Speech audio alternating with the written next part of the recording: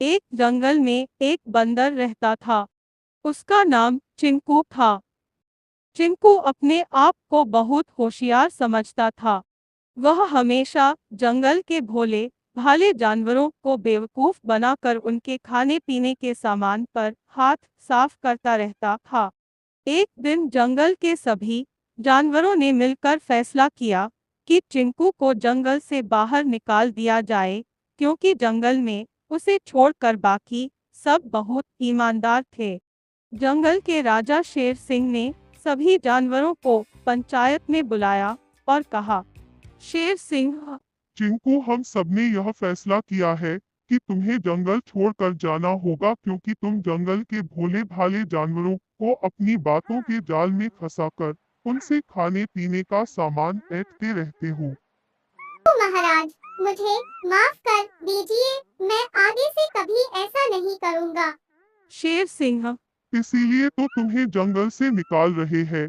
तुम कहीं और जाकर रहो। जब तुम्हारा पाला तुमसे भी तेज लोगों से पड़ेगा, तो तुम्हें हमारी ईमानदारी समझ आएगी। 1 साल तक तुम्हें जंगल से बाहर जाना होगा। चिंकू चुपचाप अपनी सजा सुनता रहा। फिर वह बेमन से जंगल छोड़कर शहर आ गया। शहर में न तो पेड़ थे जहां से वह फल तोड़कर खा सके, न उसे पीने का पानी मिल रहा था। दुकानों में रखे फलों को उठाने जाता तो दुकानदार लठ लेकर उसके पीछे भागता। चिंकू भूखा प्यासा बड़ी मुसीबत में फंस गया। वह जंगल भी नहीं जा सकता था। एक दिन जब एक दुकानदार रात के समय अपनी दुकान बंद कर रहा था, तो चिंकू चुपचाप एक खाली फलों की टोकरी में छिपकर बैठ जाता है। रात को जब दुकान बंद हो जाती है, तो वह टोकरी में से निकलकर फल खाने लगता है। वही दुकान के फ्रिज में से पानी की बोतल और जूस निकालकर पीने लगता है। उसका पेट भर जाता है। अब उसे जोर से नींद आ रही थी। वही सो जाता है। सुबह जब उसकी आंख खुलती है, तो दुकान खुलने का समय हो जाता है। वह चुपचाप जाकर उसी टोकरी अंदर छिप जाता है।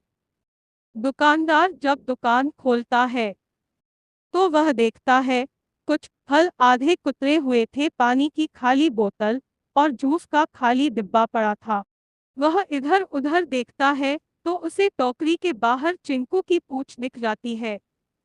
वह चुपचाप एक मदारी को बुला लेता है। दुकानदार, आरह देख भाई, ये बंदर मेरा बहुत नुकसान कर रहा है। तू इसे पकड़ कर ले जा। मदारी चिंकू को पकड़ लेता है और अपने साथ ले जाता है। मदारी चिंकू को रोज मारता था और बहुत कम खाने को देता था। धीरे धीरे उसने चिंकू को नाचना सिखाया और बाकी सारे करतब सिखा दिए। मदा- नारी सुन, बे, तुझे मैंने जो कुछ सिखाया है, कल से तू तमाशे में दिखाना। सही से दिखाएगा तो मेरी कमाई होगी। अगर एक भी गलती की तो पिटाई होगी, और शाम को खाना भी नहीं मिलेगा। अगले दिन ही नहीं मिलेगा। अगले दिन से चिंकू मदारी के इशारे पर करतब दिखाने लगा। शाम तक वह थक जाता था, तब कहीं उसे खाना मिलता था। चिंकू रात को रोता रहता था। उसे अपने जंगल की याद आती थी। चिंकू, तो काश मैं ईमानदारी से रहता तो जंगल में खाने पीने की कोई कमी नहीं थी। बिना मेहनत के खाना मिल जाता था। फिर आराम से किसी पेड़ पर सो जाते थे। थे। एक दिन चिंकू तमाशा दिखा रहा था। तभी ऊपर आसमान में चिड़िया का एक झुंड निकला। एक चिड़िया, अरे ये तो अपने जंगल का चिंकू है। चिंकू भी उन्हें देख लेता है। चिड़िया, क्यों चिंकू भाई, क्या हाल है? यह कहकर सारी चिड़िया हंसने लगती है।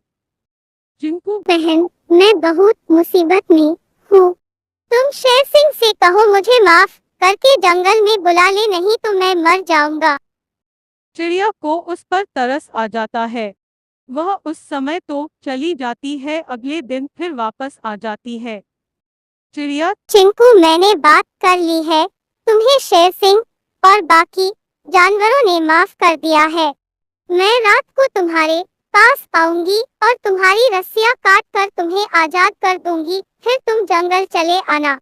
रात के समय जब मदारी सो रहा था, चिड़िया अन्य चिड़ियों के साथ आई और चिंकू की रस्सियां काट दी। चिंकू वहां से चुपचाप बाहर आ गया और दौड़ता हुआ जंगल में पहुंच गया। अगले दिन पंचायत में चिंकू ने पंचायत में सबसे माफी मांगी। अब वह ईमानदारी से जंगल में रहने लगा।